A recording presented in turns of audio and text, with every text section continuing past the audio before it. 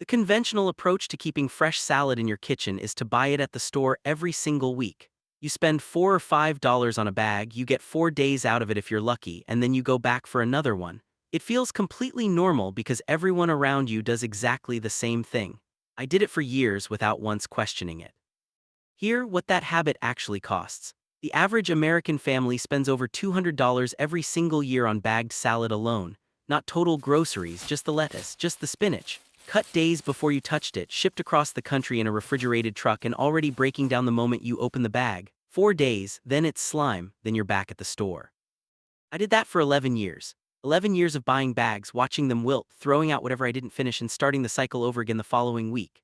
I even tried growing lettuce the conventional way, a raised bed, seed trays, transplants, the full setup, and every summer I'd get one decent harvest and then the heat would come and the whole bed would bolt and turn bitter inside a week. I spent more on the setup than I ever saved on groceries. I gave up twice. The third time I tried, my neighbor stopped by while I was pulling out a bed of bolted lettuce in late July. She looked at what I was growing, asked me what variety it was, and when I told her, she just nodded and said, "You're growing the wrong plant." She walked back to her yard and came back with a small pot. Inside it was the scruffiest, most unremarkable-looking green I had ever seen. She told me to cut it back hard, water it once a week, and leave it alone. That was 18 months ago. I have not bought a single bag of salad since. That same plant, one plant from one $3 seed packet, has been producing fresh greens continuously through summer, through fall, and with a basic cold frame through most of winter. I cut it. It grows back every single time. What I harvest goes from the garden to the bowl in under 2 minutes. I wasn't doing anything wrong for those 11 years. I was just growing the wrong thing the wrong way because nobody had ever shown me the alternative. Tonight I'm going to show you exactly what that plant is, how to grow it in almost any space, and how to keep it producing year after year without ever spending another dollar on bagged salad again. What my neighbor handed me that afternoon wasn't a new plant. It wasn't a gardening trend or a social media discovery. It was a cutting of Malabar spinach, a heat-tolerant, cut-and-come-again green that has been cultivated continuously across South and Southeast Asia for over 2,000 years. Ancient Indian agricultural texts reference it as a staple food crop. It spread across China, Africa, and the Caribbean not because traders thought it was interesting, but because every culture that grew it reached the same conclusion: this plant refuses to stop producing. While conventional lettuce bolts, turns bitter, and dies the moment summer temperatures climb above 75 degrees, Malabar spinach does the opposite. Heat accelerates its growth. The more you cut it, the more aggressively it produces. It grows vertically, which means it takes up almost no ground space. And unlike the annual crops that require you to pull, replant, and start over every single season, an established Malabar spinach plant comes back year after year from the same root system with almost no intervention required. This is not a fringe claim. The University of Florida IFAS Extension published research documenting Malabar spinach as one of the most productive warm-season leafy greens available to home gardeners in the southeastern United States, with yields that consistently outperform conventional lettuce varieties across comparable growing areas.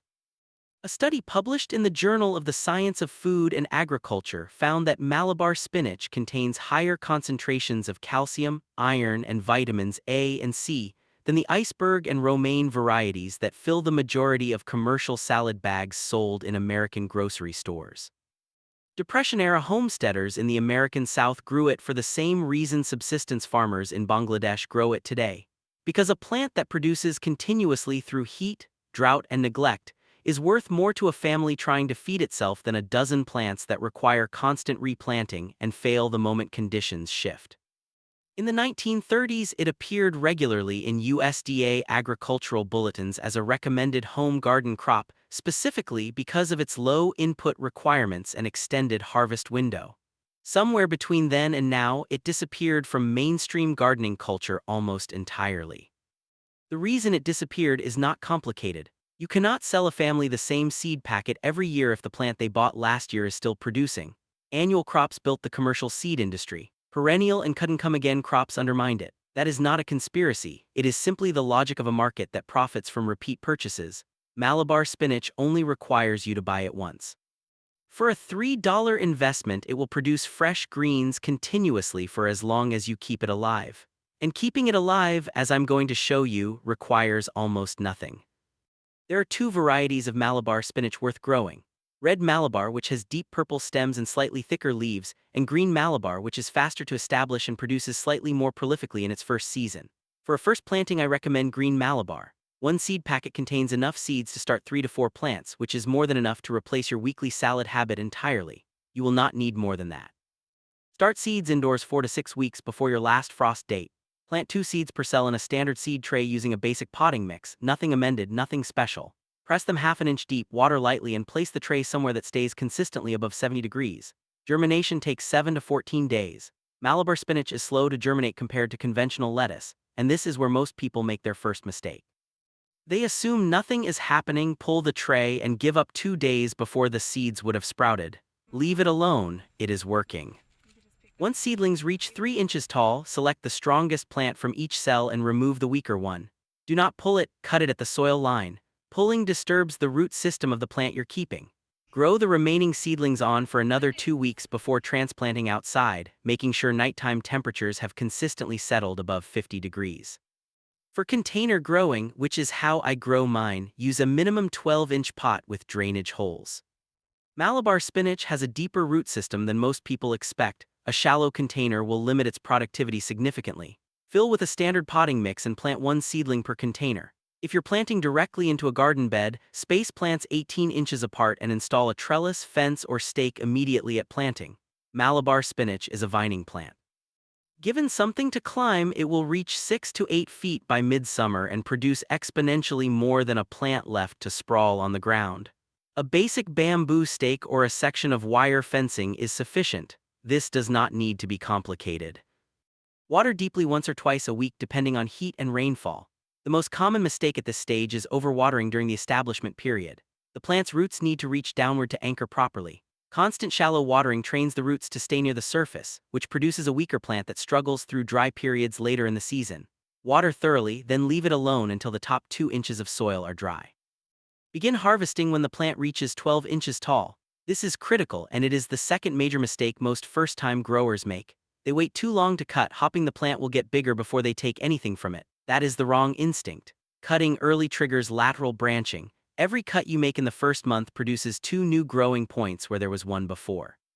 A plant that is cut early and regularly will be twice as productive by August as a plant that was left to grow unchecked through June and July.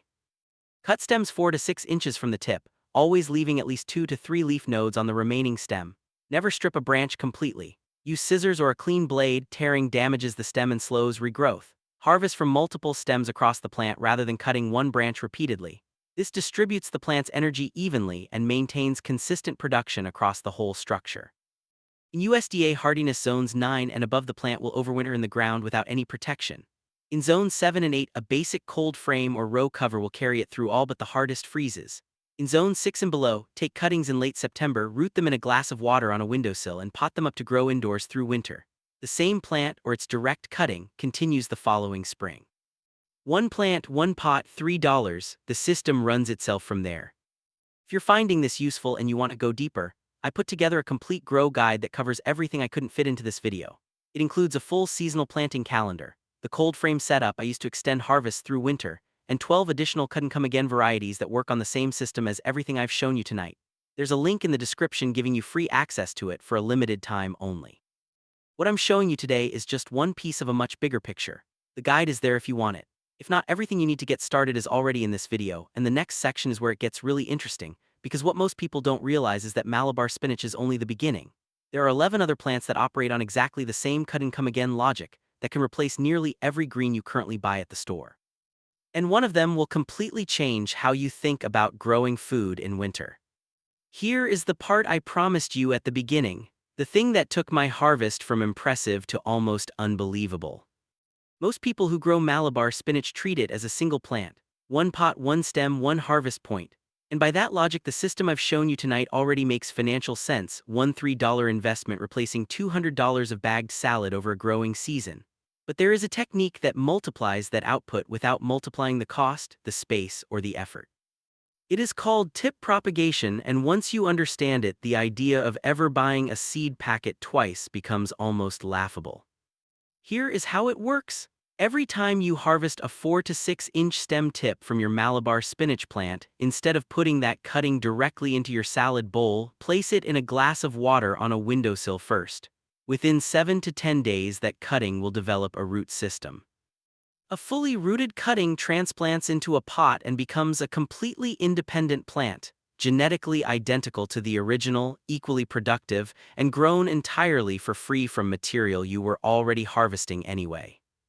I currently maintain 11 plants. I started with one. Every plant I have beyond that first one was propagated from a cutting at zero additional cost. 11 plants producing continuously from spring through fall represents, conservatively, around $2,000 worth of fresh salad greens at grocery store prices over a single growing season, from one $3 seed packet and a glass of water on a kitchen windowsill. The first pattern I see with gardeners who try this and struggle is timing. They take cuttings late in the season when the plant's energy is shifting away from vegetative growth and towards seed production.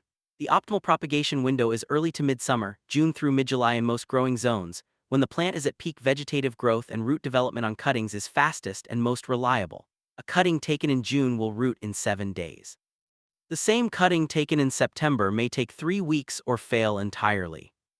The second pattern is container size at transplant. Rooted cuttings moved into containers smaller than 10 inches hit a root barrier within 4 to 6 weeks install. Start propagated cuttings directly into a 12-inch pot and they establish without interruption and reach full productivity within 3 weeks of transplanting. By late summer you will have more plants than you have space for. Give them away, your neighbors will ask you what you're growing, you will tell them, they will not believe one seed packet did all of this. Show them this video. The seeds are available, the technique is simple. The only thing that was ever missing was someone showing you it was possible. My neighbor who handed me that scrappy little pot 18 months ago has been growing Malabar spinach in her backyard for over 20 years. She didn't learn it from a gardening channel. She didn't read about it in a magazine. Her mother grew it in a container on an apartment balcony in the 1980s because fresh greens were expensive and space was limited, and this plant solved both problems at once.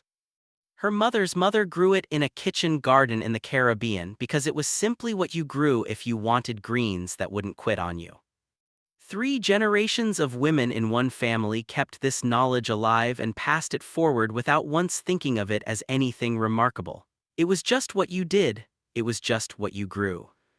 That is what gets me about all of this. The knowledge was never lost. It was just sitting in backyards and kitchen gardens and immigrant communities and small farms while the rest of us were driving to the grocery store every week spending $200 a year on plastic bags of lettuce that were already dying when we bought them. Nobody took this from us. It just quietly stopped being taught. And the gap between what most people know about growing their own food and what is actually possible in a small space with minimal effort is so large that the first time you experience it yourself, it genuinely changes how you think about your own kitchen. You do not need land, you do not need a greenhouse, you do not need experience. You need a 12-inch pot, a bag of basic potting mix, a bamboo stake, and a $3 seed packet. Everything else I showed you tonight costs nothing but time and attention. The plant does the rest. If you made it to the end of this video, you already know more about cut and come again growing than most gardeners who have been at this for years. Put that to use. Order the seeds this week. Get the pot on your porch before the end of the month. Cut it early, cut it often, and root the cuttings in a glass of water on your windowsill. By August you will have more fresh greens than you know what to do with, and you will not have spent another dollar at the grocery store to get them. Drop a comment below and tell me where you're planning to grow yours, a container on a balcony, a raised bed, a garden plot. I read every single one. And if you know someone who is still buying bagged salad every week, send them this video. Not because it helps the channel, because that is exactly how this kind of knowledge is supposed to travel. The same way it always has, person to person, neighbor to neighbor, one small pot at a time.